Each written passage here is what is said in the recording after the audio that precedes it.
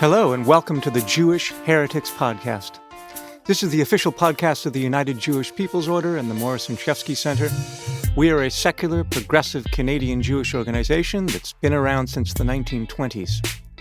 My name's David Wall, and I am the community's cultural programmer, and I'll be your host for today. For this, the 6th episode of our podcast, I had the honor of speaking to members of the Toronto-based Jews Say No to Genocide Coalition, a loose amalgam of like-minded organizations that came together in the wake of the Hamas attacks on southern Israel in October and the subsequent invasion of Gaza. I spoke to 5 community leaders, each with impressive activism credentials, about their motivations for joining the coalition, their connections to pro-Palestinian, anti-colonialist movements, and their understandings of various challenges faced by Jewish radical organizations in Canada. Rachel Small is the Canadian organizer for World Beyond War. We talked about some of the specifics of Canada's complicity in Israel's current actions in Gaza, as well as the origins of the Jews Say No to Genocide Coalition. So World Beyond War is a global organization to abolish war, abolish the whole military-industrial complex, and institute a just peace. We have chapters and members all over the world. And I myself am the Canada organizer with World Beyond War. So I am focused on working on what we can do here in so-called Canada to counter this country's ongoing, and I would say in some cases increasing role as a warmonger, as a global arms dealer, as a weapons manufacturer, as a colonizer. And I'm the one staff person with World Beyond War in Canada, but I am so privileged to work with organizers, activists, volunteers, and chapters and many members of our group all across the country who are just really all working together to end the violence of Canadian militarism in solidarity with those most impacted by it. Actually, that's interesting because one of the things that keeps coming up is Canada's specific role in the current violence in Gaza. Can you talk a little bit about that? What kind of things that, because it's a bit hidden. Everyone knows about the United States, but Canada flies under the radar a little bit. What kind of arms dealing goes on? How is Canada involved over there?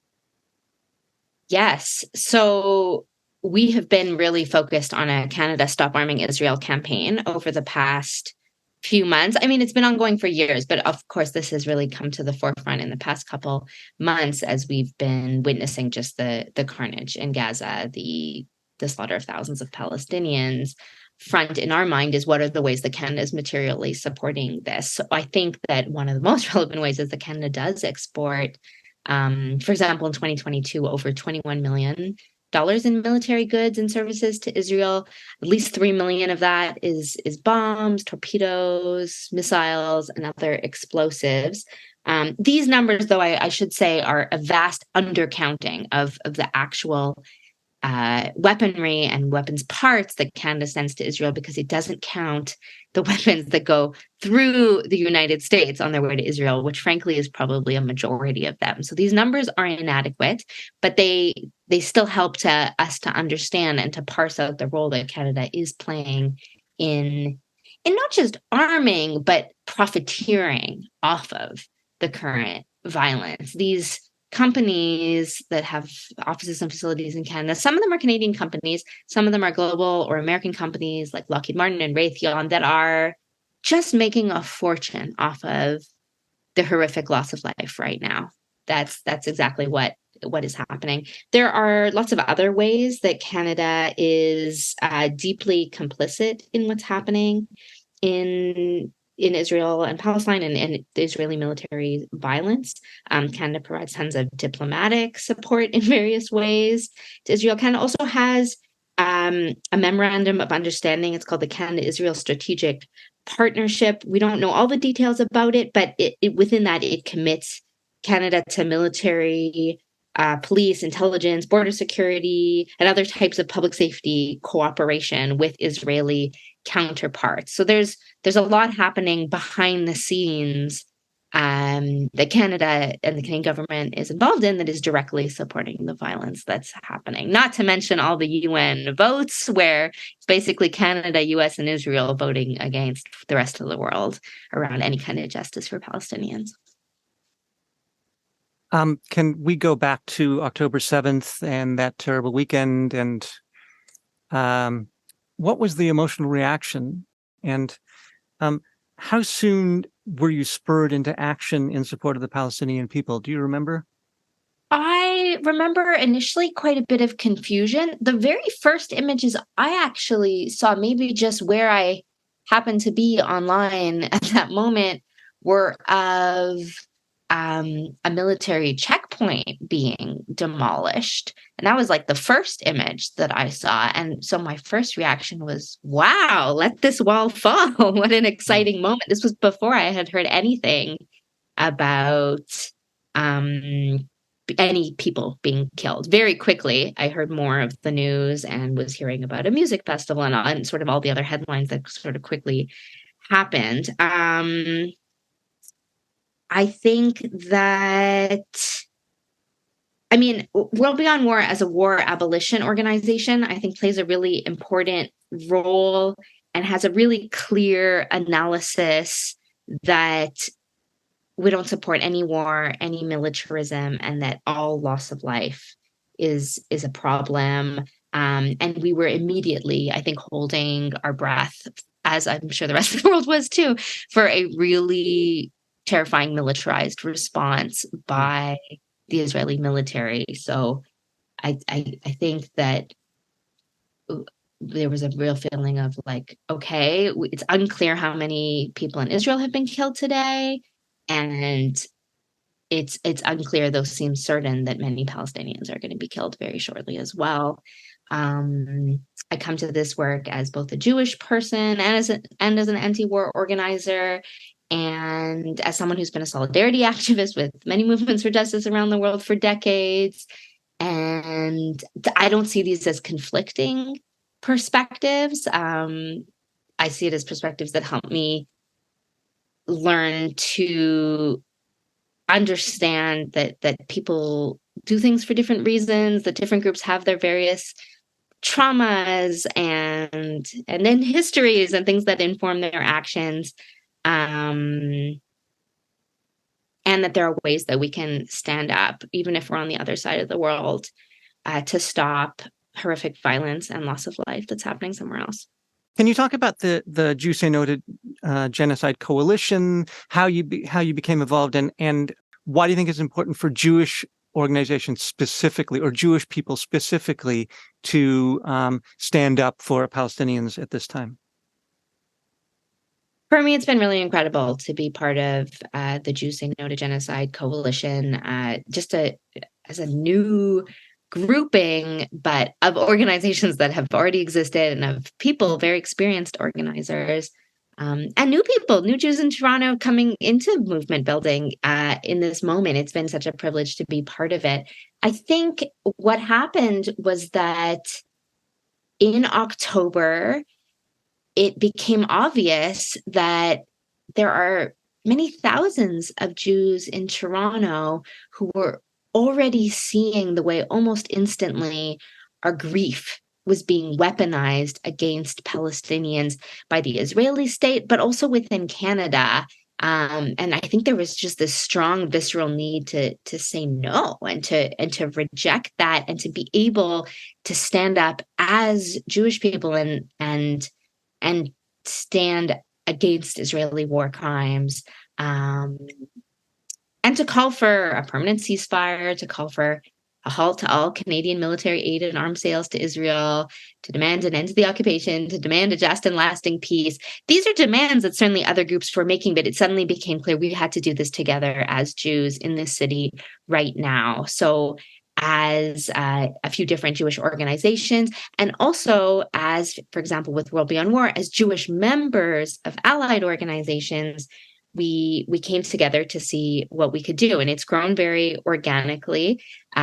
More and more people are constantly reaching out and saying that they want to get involved, that their Jewish community also feels that it's so important to reject this false dichotomy between caring about Palestinians and caring about Jews, or caring about the loss of Israeli lives as well as Palestinian lives, and that instead we understand that the lives and fates of Palestinians and Israelis are intertwined, as are our struggles as Jews and Palestinians here in Toronto.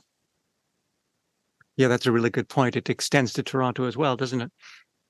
I think so. I mean, to me, fighting anti-Semitism, fighting anti-Palestinian racism, fighting Islamophobia, these are all part of the same fight. I mean, this is something that many of us have been involved with for many years. And it's been so clear over the past decade that the forces that really endanger Jews here in Toronto are fascism, are white supremacy, are the same, frankly, terrifying growth of extreme movements that also put racialized folks, Muslim folks, and Palestinians at risk in this city, and is deeply connected to the homophobic and transphobic violence that has been on the rise as well. And it's so empowering to realize that we're allies together in this struggle. This is not taking away from the idea of fighting anti-Semitism, as I know some people like to present it. To me, it's like, okay, now we can have a really powerful coalition to fight this together. Over the past couple weeks, the Jews Say No to Genocide Coalition has played an important role in pushing back on the violent state, not just narrative, but active criminalization of peace activists under the banner of anti-Semitic hate crimes.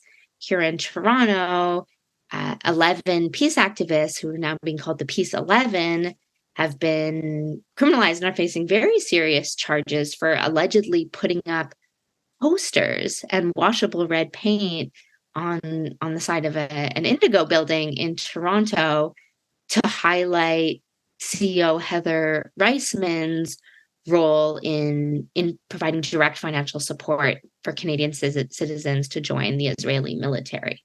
Her providing that financial support is not up for debate. It's a clear statement of fact. She is the founder of the Hesed Foundation for Lone Soldiers, and her public contributions to it, millions of dollars, is public information.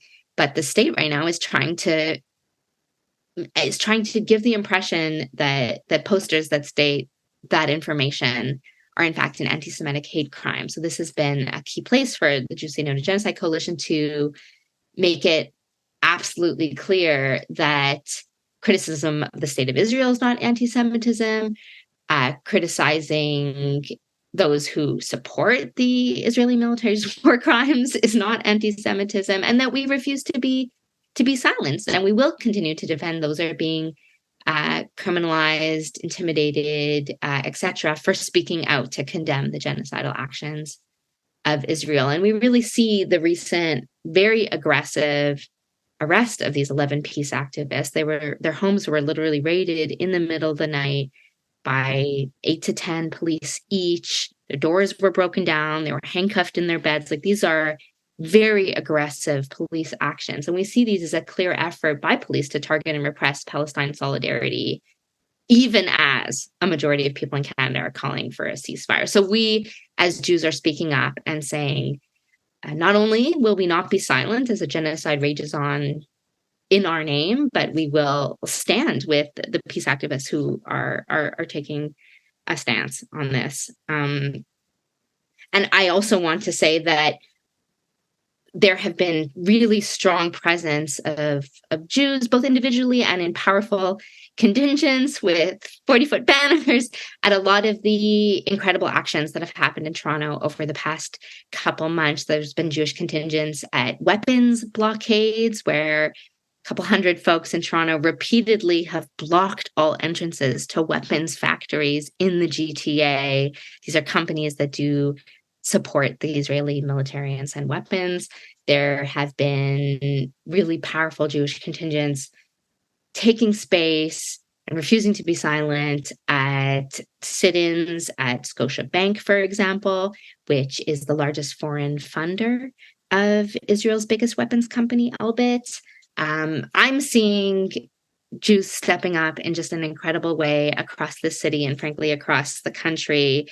And I don't think that the more mainstream Jewish lobby is going to be able to recover from this. And I don't think they're going to be able to keep saying all Jews in Canada stand with Israel, or, oh, we speak for the Jewish community in Canada. I think we've made it clear that that's frankly not true.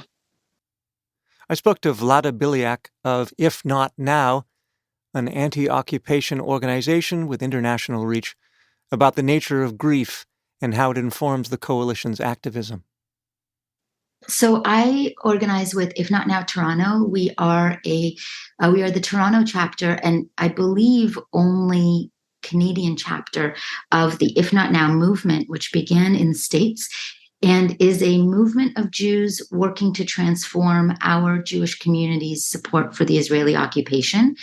If Not Now in the States was born in 2014 out of Operation Protective Edge.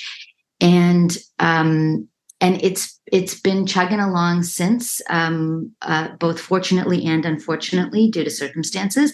And the Canadian chapter, our Toronto chapter, came about in 2017. I was part of the very first training cohort here in Toronto, and have been involved, on and off since. And as I'm sure you're aware, right now, in If Not Now terms, we refer to this as a moment of the whirlwind, which is a moment of, sort of intense escalation that results in a lot of people becoming engaged in the struggle and wanting to get involved.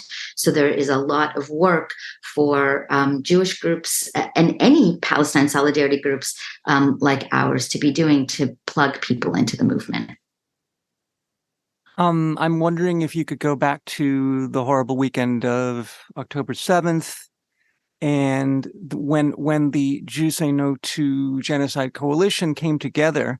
What's your recollection of that, and how did you become involved in the coalition and representing If Not Now? Yeah, so that first week after October 7th, I was completely numb. I was so deep in a well of grief and pain that I was just seated on my couch, like couldn't move.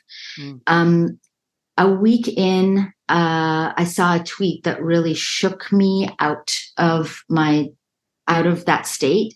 And I was like, oh, we gotta organize, we gotta move. And I messaged, I texted one-on-one every single member of If Not Now, and then started emailing every other sort of peripheral listserv that I was on, asking people if they wanted to get together for a meeting and organize something together. And two of the people that I emailed me back and said, hey, there is a Jewish coalition meeting tonight. Do you want to be a part of it? And I said 100%. And so, and those two people were Molly and Shale. They invited me to that very first, what ended up becoming the Jews Say No to Genocide Coalition meeting. And I was in a Zoom room with both people that I know and love very dearly, and people who were very new to me, both absolutely new to me, we'd never met, and new to me in an organizing context. Right. Can we just go back to what you said about your kind of stupor of grief, which is, of course, something we hear about in relation to the weekend of October 7th and what was going on and the ramifications of that in terms of the experience in Gaza. This grief, how does it play into your activism around Gaza and around Israel in general? And how do you hold grief for what I assume are Israeli victims of the Hamas attack and grief for Gazans at the same time as a Jewish person, as an activist? Yeah, I think that piece is why organizing with If Not Now is so important to me, because it's something that the group takes very, very seriously. And that is just an intense commitment to justice, freedom, and equality for all Israelis and Palestinians. And I think that that I think about. I know that you asked me to talk personally, and I'm kind of going to talk about If Not Now, but it is because those are so many of my own personal feelings. I think of If Not Now as one part of an ecosystem of organizing around Palestinian solidarity, and also within an ecosystem of Jewish organizing around this specifically. And I think in the States it's a little bit more obvious because there are so many leftist Jewish organizations in the States doing this kind of work, and in Canada there aren't as many. But I really think that there are a lot of Jews out there right now who are really struggling to hold both, or maybe not struggling to hold both, but struggling to see that complexity and that holding both truths in the organizing that's happening in the world. And so when I think about, so that's why I think it's really important to be acknowledging that complexity in the work that we do, both because it's honest and true and shows a moral clarity, and because there are people who want to get involved, who want to know that grief is going to be held and they're not going to be alone in it, and they don't have to deny it to do the really powerful and important work that we are doing right now. And ultimately, I think that it is such a failure for us on the left if we choose not to hold that grief and not to hold that that deep desire for that freedom and justice for all. It is a failure if we choose not to hold that and give it all to our mainstream Jewish institutions who are saying grief, pain, trauma that the Jews are feeling right now, welcome in. We accept it. You are so welcome to bring those feelings here. We have them too.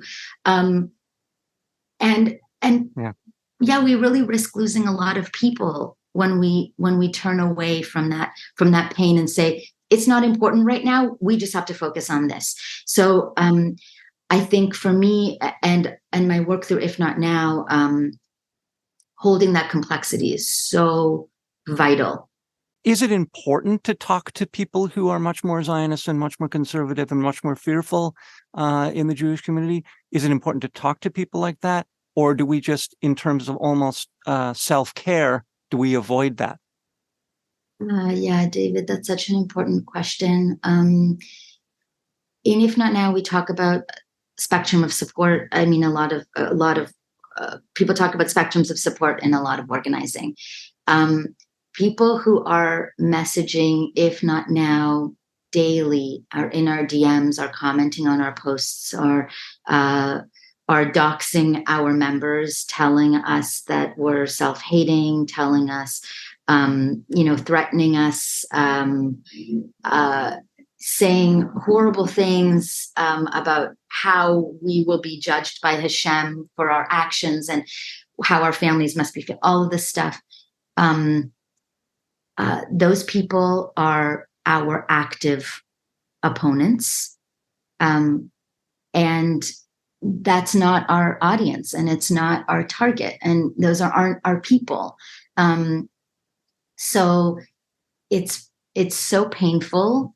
But I think our target is really the people who are feeling very confused and lost and disillusioned right now, and are not sure what to do, and are seeing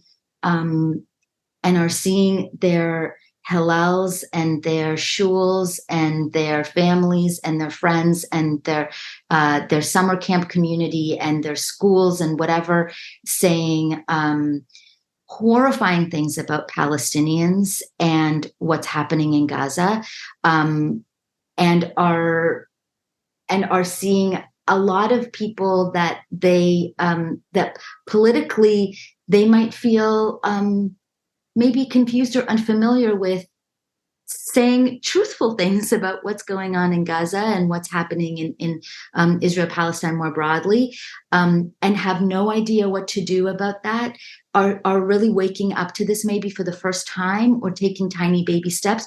Those are the people we want to be speaking to, and we want to bring them along with us into this struggle. And as for those active opponents or even more passive opponents who are not with us at all, I think it's kind of a long game. It's a game of polarization, and it's kind of a long game. And the polarization piece, I think, is much more true with Jewish institutions who, in moments like these, they really show just how much they have left behind their own constituents, their own congregation members, how out of touch they are with younger generations who are very aware of what's going on and are loudly saying "not in our name," and with the individual people. I mean, like I said, I've been a part of If Not Now since 2017. I have identified as an anti-Zionist for much longer than that. And as I'm sure you can relate to, have lost a lot of friends and acquaintances, and have family members in Israel who will not speak to me anymore. And also, just in these last 2 months, have had people that I haven't spoken to in decades, people I went to high school with, DMing me saying, "Hey, I'm really confused about this, and I don't know who else to go to. So I thought I would ask you if that's okay. But what are you thinking about this? Or how are you reconciling this? Or I heard about this on the news, and I don't even know what to believe anymore." So that's what I mean when I talk about the long game. I think sometimes they end up coming around. Molly Craft, a union organizer for the Ontario Nurses Association, is a key member of the Toronto chapter of Showing Up for Racial Justice. We discuss some of the Jews Say No to Genocide Coalition's organizing and actions carried out so far in solidarity with Gaza since October 7. Can you talk briefly about Showing Up for Racial Justice, which is a fantastic acronym, SURGE. Talk about the organization, a bit of its history, and also your relationship with it. Yeah, for sure. So it originated in the States, and it was in response to a massive, massive growth in white supremacist organizing and the kind of long-standing call from Black, Indigenous, and people of color-led movements to, quote, organize your people. So meaning white folks get into your communities and organize. And the nice connection actually to Jewishness for me is that I had been a long-time activist in, anti-Zionist, pro-Palestinian spaces from a Jewish perspective, trying to cultivate Jewish community around it. But part of what I started to notice is that without grappling with whiteness and without looking at where Jews had been invited into whiteness, Ashkenazi Jews in North America, that I would never really be able to organize on these issues. And so myself and a number of other founding members of SURGE, Showing Up for Racial Justice Toronto, are actually Ashkenazi Jews with a really deep investment in bringing that vision of, quote, organize your people into Jewish communities. So the foundation of SURGE in Toronto was longtime activists getting together and saying, we don't need to reinvent the wheel. We can bring this to Canada and we can make it unique to our own fights. And so what we do is try to organize more white people to actively undermine oppressive systems in all forms. And to me, that's really connected to fighting anti-Semitism, fighting for a free Palestine, all that kind of stuff. Can you talk about the creation of the Jews Say No to Genocide Coalition, how it happened, and actions that have taken place since. How has the collaboration played out? Yeah, so it feels really beautiful and apt to say that our dear Amy Gottlieb, who is like a longtime anti-Zionist, queer, everything activist, every struggle, she's been on the front lines. And unfortunately, we lost her this summer. She had cancer, and a number of us in her, what we call chosen family, were together over these weeks in the summer. And it just so happened that her beautiful memorial was right after October 7th, maybe a couple days. And so many of the Jewish folks in the room are anti-Zionist but deeply invested in continuing to grow Jewish community, inviting new people in, questioning people in, taking action, continuing to build. And a couple people just turned to each other and said, we need to have a meeting. And so we sent out a note pretty much to anyone we could think of that was ready to take that position, whether it was explicitly anti-Zionist or not. And I think that's really important, because I don't think that this conversation needs to exclude folks who are just exploring, like, I haven't been ready to say certain things, but this moment feels too big not to. And so that first initial meeting was a group, and we just got together and said, we must have a Jewish presence to interrupt the narrative that Jewish safety rests on the oppression of another people. Like, we cannot have that happen. And so we planned our first action, and it was beautiful. And our goal was simply to bring out as many Jewish people as possible to say, this violence will not happen in our names. We are deeply committed to the liberation of Palestine, as well as fighting anti-Semitism. And those things are not, Jewish safety is not in opposition to Palestinian safety. And that action, I think we got, a few hundred people, maybe even 500 people out to the corner of Yonge and Bloor, and we shut down the intersection for an hour. And once we did that, I think it became clear to us that there was a bigger role to play for Jews Say No to Genocide. And the name came from, we had been so inspired by, in the United States, JVP and other organizations saying, Jews say ceasefire now. But to us, in the Canadian context, we felt like ceasefire is the beginning, but ending the genocide and the occupation is really the goal. And so we call ourselves Jews Say No to Genocide. And since then, we've been organizing pretty much an action a week, which is a little bit maybe too much, but we do feel the need for Jews to take a really strong position as our trauma and our religion and our culture is being used to inflict violence on Palestinians. We generally have a much more conservative and limited Jewish community in terms of the vastness of positions that are acceptable. And what I mean by that is that in the States, there are, whole synagogues and institutions that are leftist and more openly in support of a free Palestine.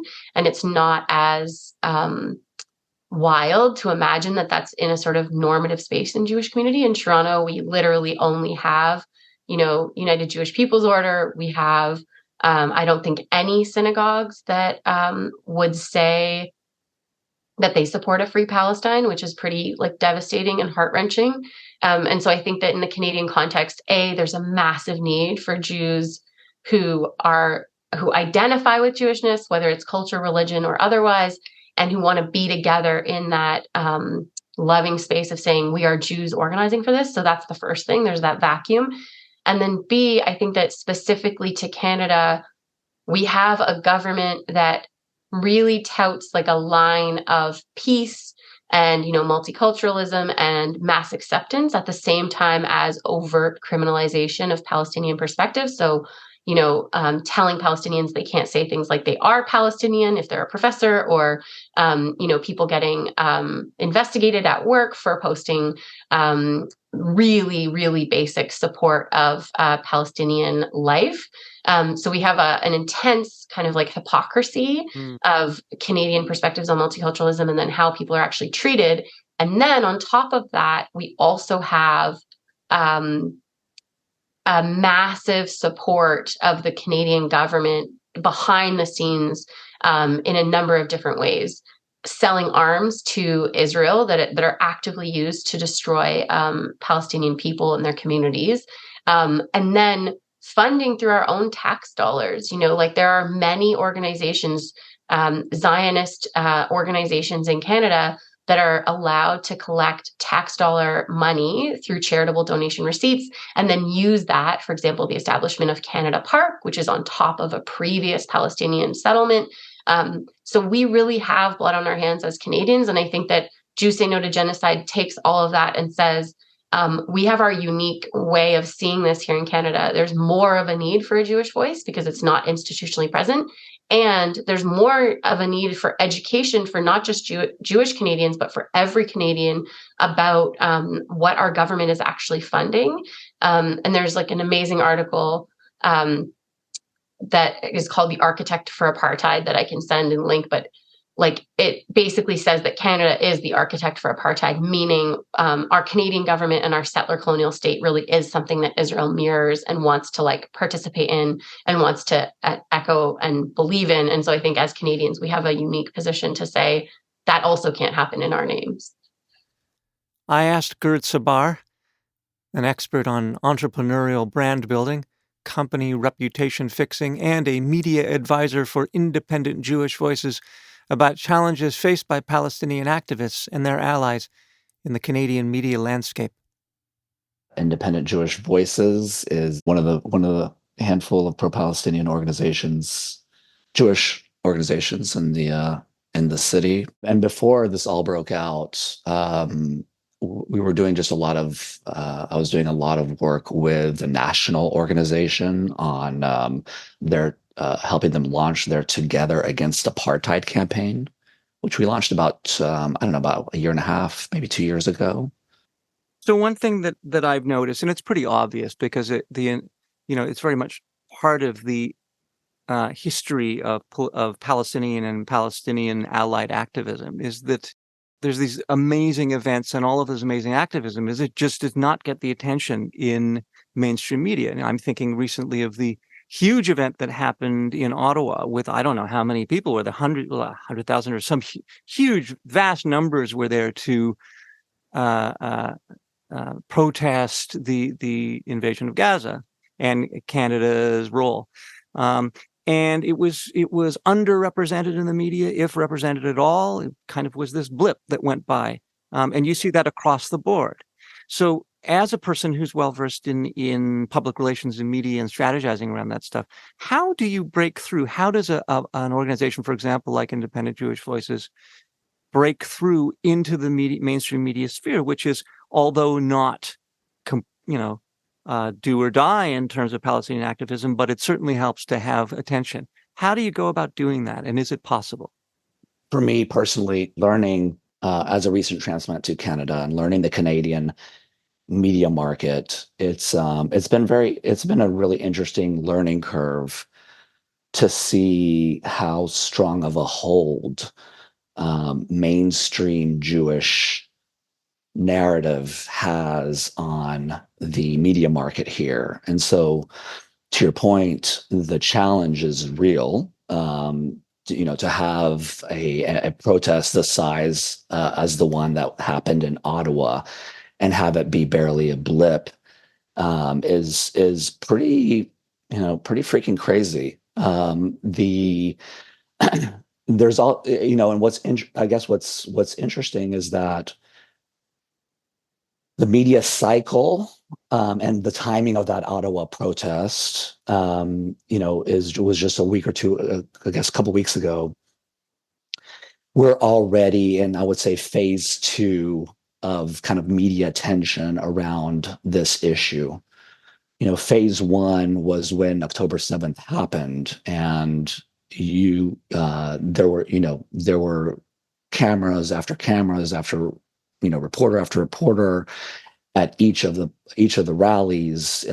Getting media attention was not hard, but we're now have reached this next phase, and it's and we see it happen all the time, which is it's a bit of it's this curve, and once the media has told a story a certain amount of times, and once they have the beast has a constant drive for new news, right? And so the challenge becomes creating that filter. Is what is your new news that you're bringing to the table? There's only so many times that the media is willing to cover rallies over and over again, week after week. And that compounded with the stronghold that mainstream Jewish media narrative has, and without getting too tropey about, what the powers that lie underneath the media that are pulling whatever strings possible to shape the narrative in a certain direction. There, that's a real issue that absolutely exists, right? That's been studied. There was a recent report that was released about CTV and their basically the rules they've put in place around covering Palestinian news, their refusal to say the word Palestinians, their the stories that weren't put on air. There's just a lot of systemic challenges that Palestinians face in getting their stories across. And so even though we're seeing, I think, a massive shift on the ground across the world, it's the grassroots versus the grass tops, and the grass tops haven't yet fully caught up to what's happening at the grassroots, and they're holding on. The kind of white dominant supremacist infrastructure is holding on to its powers and preventing a lot of these stories from breaking through in a meaningful way. That said, there are things that we are talking about in terms of how to make stories more likely to break through nowadays, and the requirement is that filter of what are you doing that's new? What are you doing that's new and newsworthy? Be it in the way you plan an action, be it in the way the speakers you have, be it in the way you present yourself. How are you doing it that's different and that would actually pique the media's interest? That all makes sense. I do have. It's interesting that there was a fair amount of media attention when the Jews Say No to Genocide Coalition sort of took over Union Station a couple of times. So the question is it newsworthy enough to have a bunch of Jews doing that? Like, is the Jewish solidarity of the coalition is that as big a deal as I think it is? Because one thing about the Ottawa demonstration was that it was put on by Palestinians. Palestinian youth movement. There were Jews there, but that wasn't the focus. So I'm wondering if that's one of the things that we can, as Jewish people, really help with, is that allyship. Absolutely. I think the allyship is critical.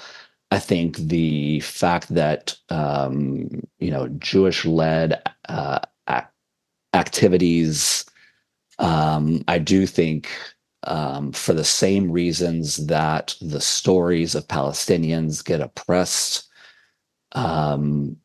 those doors are more open to Jews than they are to Palestinians, and that's a painful reality of the world in which we're living in. And so, not only can and should we continue leading actions on behalf of our Palestinian brothers and sisters, but the burden's not the right word. The obligation and the responsibility is absolutely on us to do so, because we hold a key that the Palestinians don't have access to.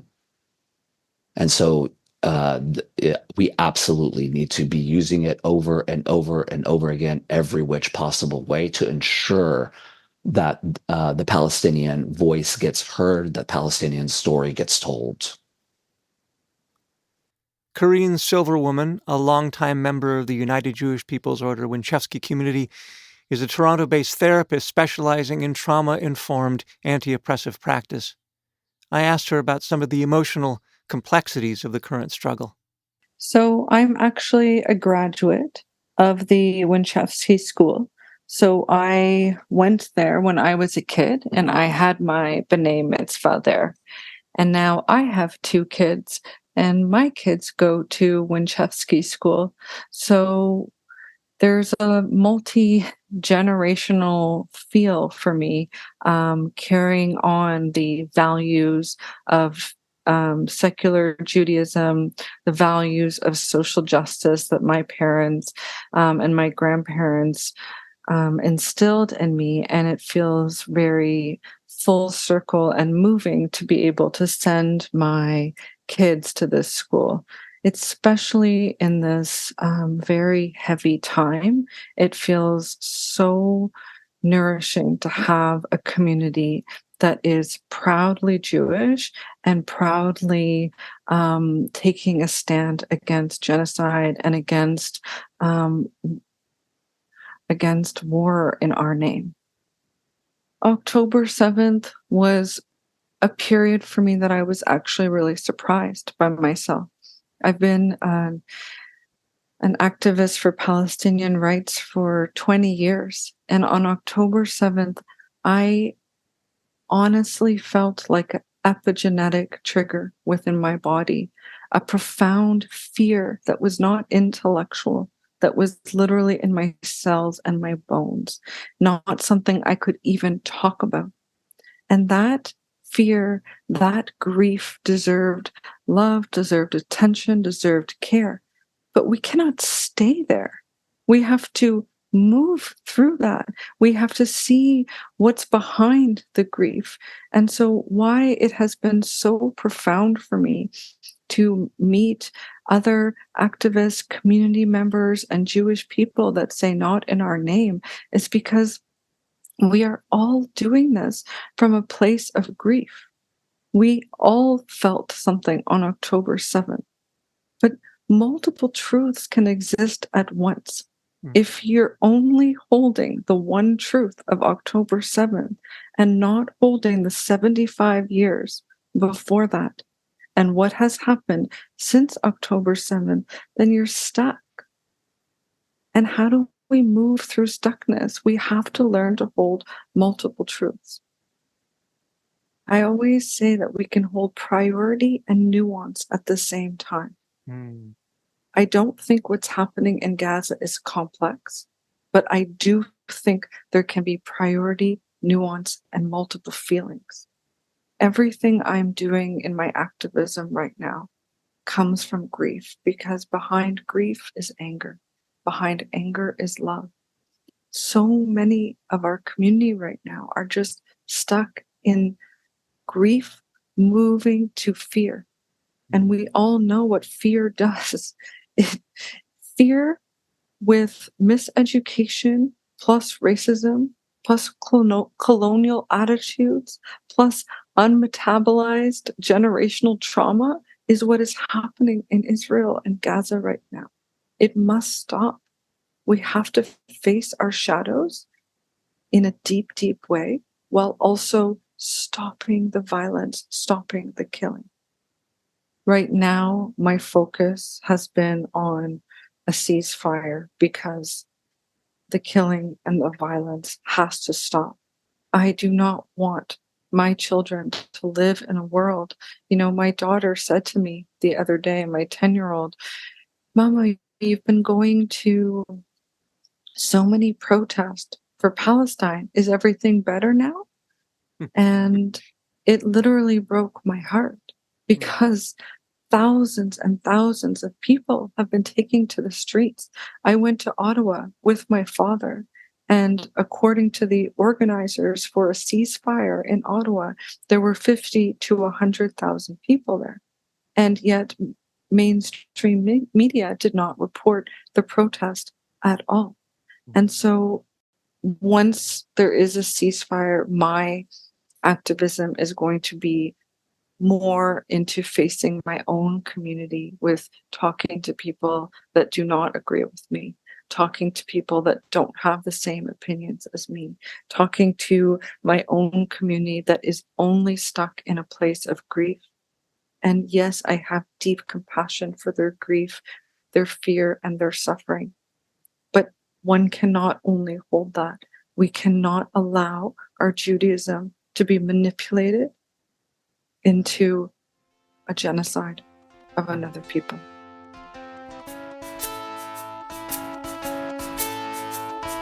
Well, we've come to the end of our show. We'd like to thank you for listening, and we'd like to thank everyone who made our podcast possible, including United Jewish People's Order Executive Director Serena Sarin and our guests Rachel Small, Vlada Biliak, Molly Kraft, Geritza Bar, and Corrine Silverwoman. This podcast was recorded at Walt Whitman Studios in Toronto. The theme music was composed by Serena Sarin with help from me. My name is David Wall. Until next time, Seid gesund.